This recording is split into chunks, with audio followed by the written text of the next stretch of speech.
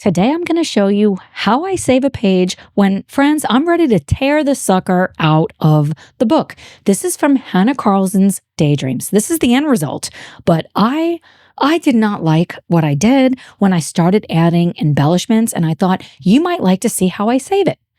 So I was using white Posca paint pens to make the stars on this picture, and I totally did not like the vibe of it because I have this kind of realistic but also whimsical in space jellyfish, and then these very cartoonish stars just did not go. So I put the white Posca, then I put the Pentel Sparkle Pop in silver on top. I was using jelly rolls. All of this could have been avoided if I would have just not done, if I wouldn't have done these embellishments. But I did add the jelly roll, the silver, to those little dots at the top of the jellyfish, and I did like that. So what I ended up doing was using my fingernail to scrape off, and I was messing with the paper. So in my opinion, don't do what I did. I want to show you how I fixed it, okay? I added more paint, and the paper in that one spot, because of my nail kind of tearing the paper, it didn't go through to the other side, but it definitely was not what I was trying to do. So then I had to think of, what am I going to do to make it invisible? Well, the great thing about gouache is that you can put paint on top and cover it up. So I added more paint, a little bit more thickly, instead of having as much water at first. I also found that adding a little bit of white, because white is going to help to make it even more opaque.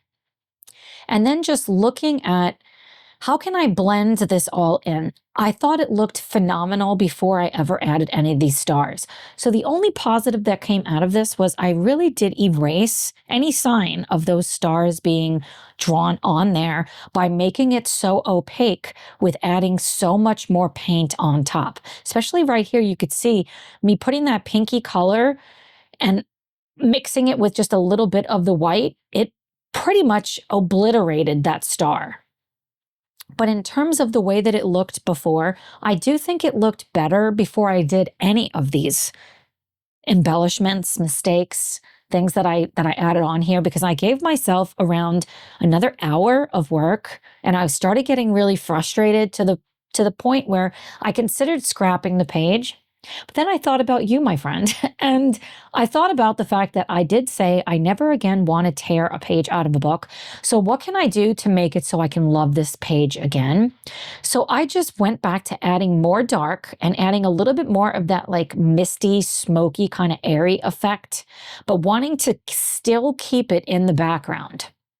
Meaning, I don't want that to be front and center. So after I added a little bit more of the white, I added some water, giving it a space to go. If you remember, we can put the paint down a little bit thick and then add some water around it so it can bleed into the water, or we can add the water and drop the paint in so that then it bleeds around the surrounding areas. So you could do it either way. I'm essentially wanting to not notice what I had done with those stars. So you can see me adding a little bit lighter color mixed with the white, and even just adding straight white to the paper like I'm doing here made a huge difference. It really helped. And I was thinking about angles.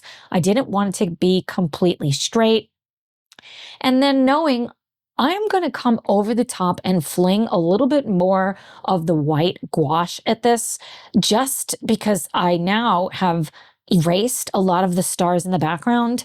What I did notice was that by me doing it this way, I had so many stars, and I really liked it the way it was before I added so many stars.